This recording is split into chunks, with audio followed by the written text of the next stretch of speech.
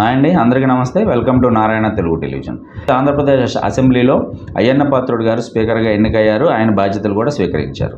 So ప్రధానంగా ఏంటంటే అన్ని రాజకీయ పక్షాలు తెలుగుదేశం పార్టీ కానీ కూటమిలో ఉన్న అన్ని రాజకీయ పక్షాలు తెలుగుదేశం పార్టీ కానివ్వండి, జనసేన కానివ్వండి, బీజేపీ కానివ్వండి, వీళ్ళందరూ కూడా అయ్యన్న పాత్రుడికి సపోర్ట్ చేశారు. ఆయనే స్పీకర్గా అంగీకరించారు.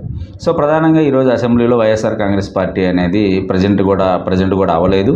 సో దాని మీద అనేక రకాల విమర్శలు అనేది వస్తూ ఉన్నాయి. దీనికి ప్రధానంగా కనపడుతున్న కారణంగా ఇంకా వైఎస్ఆర్ కాంగ్రెస్ పార్టీ స్పీకర్ ఎన్నిక రోజు ఆంధ్రప్రదేశ్లో ఆంధ్రప్రదేశ్ అసెంబ్లీలో వైఎస్ఆర్ కాంగ్రెస్ పార్టీ రిప్రజెంటేషన్ లేకపోవడానికి, జగన్మోహన్ రెడ్డి గారు హాజరు కాకపోవడానికి, అసెంబ్లీకి ఈరోజు రాకపోవడానికి, ఆయన పులివెందులు వెళ్ళటానికి ప్రధానంగా కనపడుతున్న కారణం ఏంటి అంటే, గత కొన్ని రోజుల క్రితం వైఎస్ఆర్ కాంగ్రెస్ పార్టీ విస్తృత స్థాయి సమావేశం జరిగింది.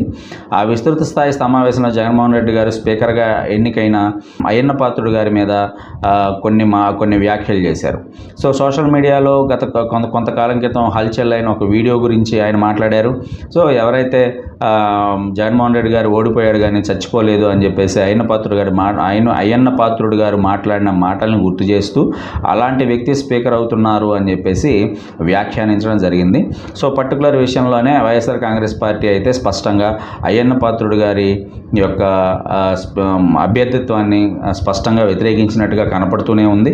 సో ఆ అంశంలో ఏంటంటే జగన్మోహన్ రెడ్డి గారు సో ఇలాంటి వ్యక్తి స్పీకర్ అయ్యాడు కాబట్టి మనం అసెంబ్లీకి వెళ్లాల్సిన అవసరం కూడా పెద్దగా ఉండదు, అసెంబ్లీలో ఏం జరగబోతుంది అనేది స్పష్టంగా కనపడుతూ ఉంది అని చెప్పేసి ఆయన స్పష్టంగా చెప్పడం జరిగింది. సో ప్రధానంగా ఆ అంశం మీదనే ఈరోజు వైఎస్ఆర్ కాంగ్రెస్ పార్టీ అసెంబ్లీకి హాజరు కాలేదు, జగన్మోహన్ రెడ్డి గారు అసెంబ్లీకి హాజరు కాలేదని మాత్రం స్పష్టమవుతుంది.